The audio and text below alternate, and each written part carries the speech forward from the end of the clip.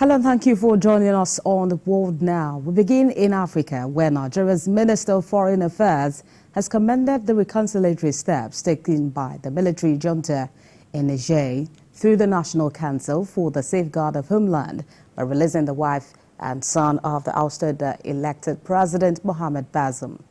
A statement released by the Ministry of Foreign Affairs says it is a step in bringing normalcy back to the country and the region in general.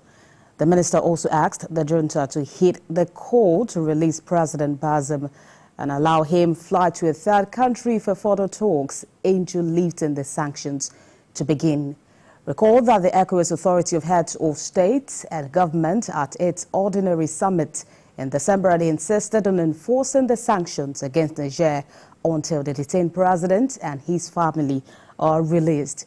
Now, some media reports quoted the military's tribunal statement, which confirmed only the release of the president's son. The statement also emphasized that it will be up to him to respond to justice as soon as he is required to do so. The president's son was charged with conspiracy to undermine the authority of the state following the coup. Now let's bring in our correspondent, Moyo Thomas, to talk to us about the latest development as regards that. Thank you for joining us at this time. Well, the statement said that the release is a step in bringing back normalcy in that region. Will it be forward to expect a release of the detained president? Detained president is now the bone of contention, because that is where the request of the ECOWAS authority stands. Since Niger, the military junta in Niger is asking for the lifting of the ban and of the sanction that they are really grappling with and the suffering of the masses. But ECOWAS authority has insisted that they can only lift the sanction if President Bazoum is released. Since the son and the wife has been released now, we hope that maybe there could be a window for further discussion. But from the statement released by Foreign Affairs Minister, from the Ministry of Foreign Affairs, it shows that there is actually need to release President Bazoum before any discussion can hold. And then we also cannot forget that the military is insisting that if they want President Bazoum to, the first contention when President Bazoum was ousted was for him to resign from office, which he has vehemently refused to do. So I'm thinking, watchers are just saying maybe that could still be the reason why he's been held. He has still not resigned, and ECOWAS still recognizes him as the president of Niger. Well, we know that the coup leader also promised to return power in 3 years. But with the situation we are seeing now, is it expected, the country is expected to return back to normalcy even after 3 years? That's if the president himself does not resign.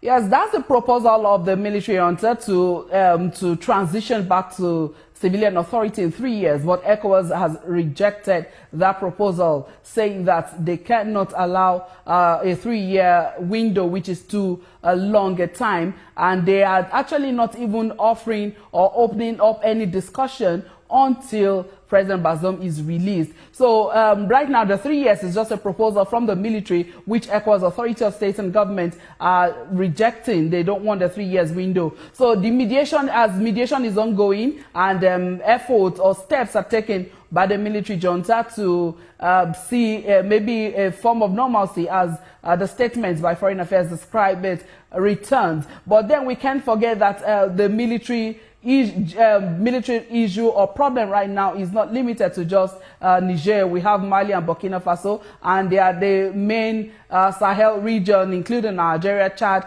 But then for peace or normalcy in the whole Sahel region, there is need to actually return to civilian authority. Well, the junta head has repeatedly said that Niger doesn't want any war, but then they will protect themselves against any foreign form of intervention. With what they are doing in the country at this time, well, he has a bit of support from the people. Does it seem like he is acting upon the will of the people? Well, there is no rule of the people that would want a military, the military in power. There is no way that represents the pleasure of the people. We can't, there's no yardstick to measure, let me put it.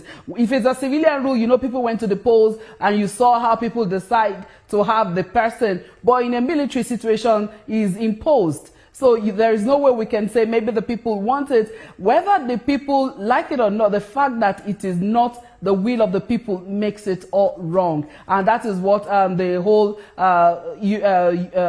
government, the ECOWAS and other international organizations, including international government, are insisting on. There is need to return to power. And as much as they are insisting, maybe the influence of some countries over Niger and other Francophone African countries, the influence, saying one influence over the other still does not actually make what their intentions to be real.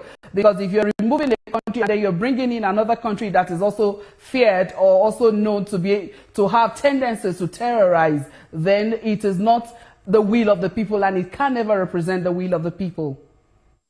All right. Foreign correspondent Moyo Thomas for us live in Abuja. Thank you for joining us at this time. Now, staying in Africa, all 15 miners trapped in a Zimbabwean gold